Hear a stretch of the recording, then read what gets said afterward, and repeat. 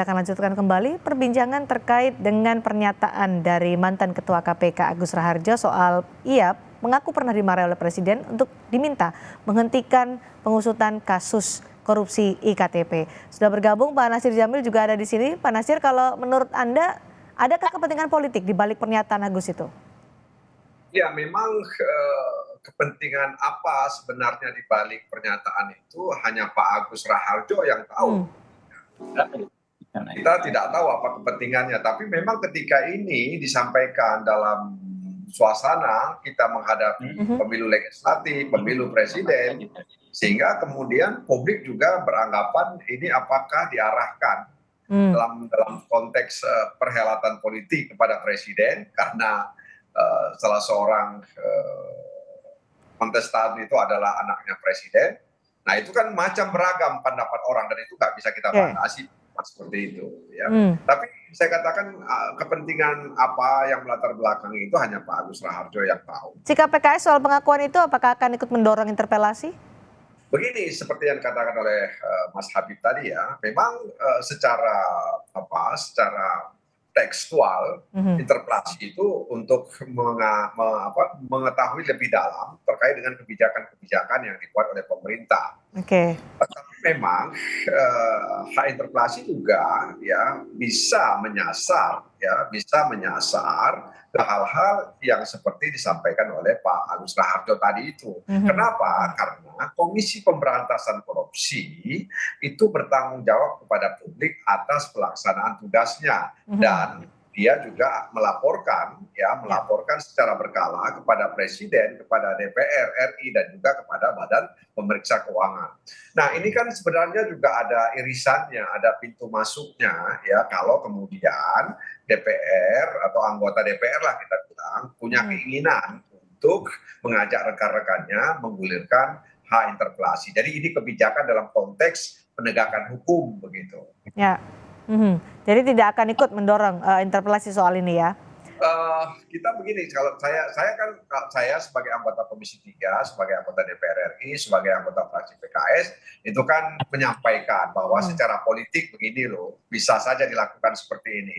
Secara hukum ya tentu saja Presiden kalau merasa terganggu dengan tudingan itu, dengan tuduhan itu kan dia bisa melaporkan ke aparat penegak hukum untuk mendapatkan keadilan. Ya, karena yang dituding ini presiden, bukan orang biasa, bukan Pak Lurah dalam arti yang sebenarnya ya, bukan Pak Camat, tapi seorang presiden, orang nomor 1 di negeri ini yang dituding oleh Pak Agus cawe-cawe dalam konteks kasus korupsi EKTP. Jadi ini bukan tuduhan ringan dalam pandangan saya gitu.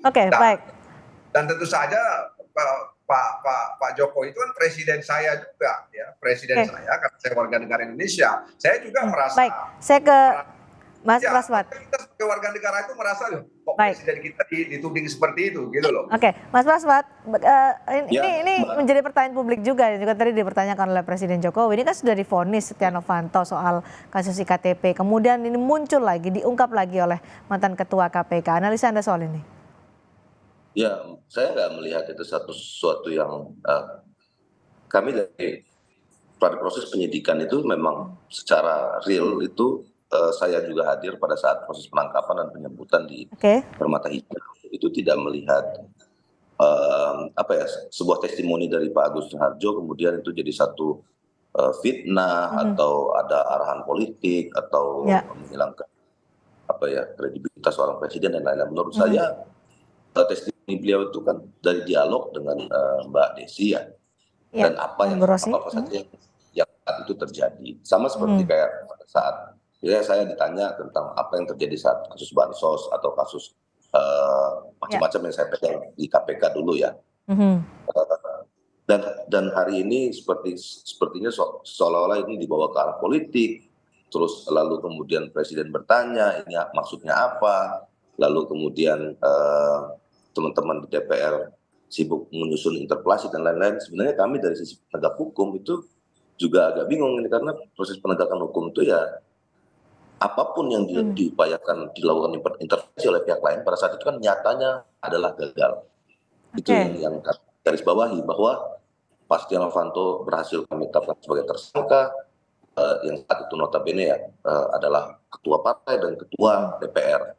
Itu fakta bahwa ada intervensi, banyak intervensi dan lain-lain, itu sebenarnya menurut saya bukan satu perdebatan, tapi memang itu adalah fakta.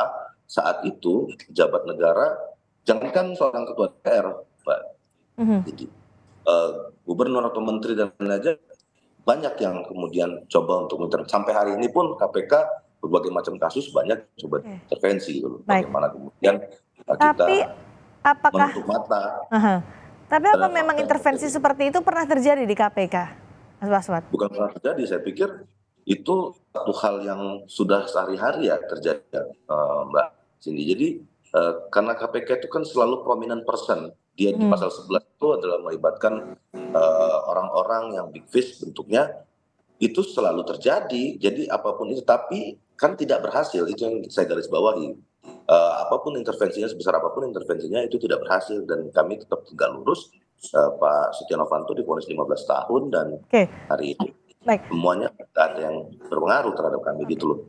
Tapi intervensi itu kan seperti yang disampaikan oleh Pak Nasir Jamil tadi, bahwa dikatakan oleh mantan ketua KPK yang dituding adalah presiden soal intervensi menghentikan kasus korupsi KTP.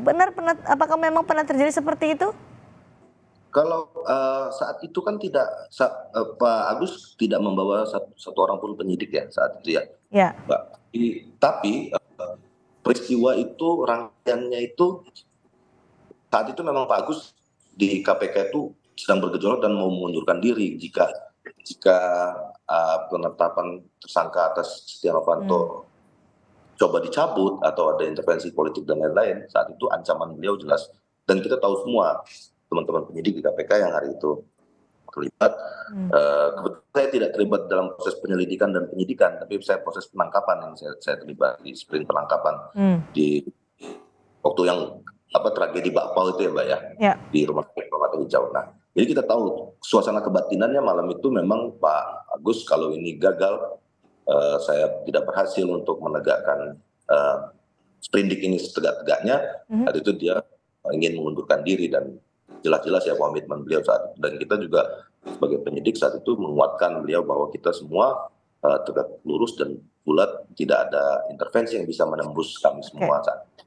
Baik. Itu faktanya, Mbak. Jadi faktanya memang tidak bisa diintervensi apapun. Soal kenapa Pak Agus ngomongnya hari ini atau ada motif apa politik, kami bukan politisi, jadi kami tidak bisa menjawab itu, Mbak Cindy. Oke, baik. Pak Habib, Anda juga mendorong ada proses hukum terkait pengakuan Agus Raharjo itu. Kenapa?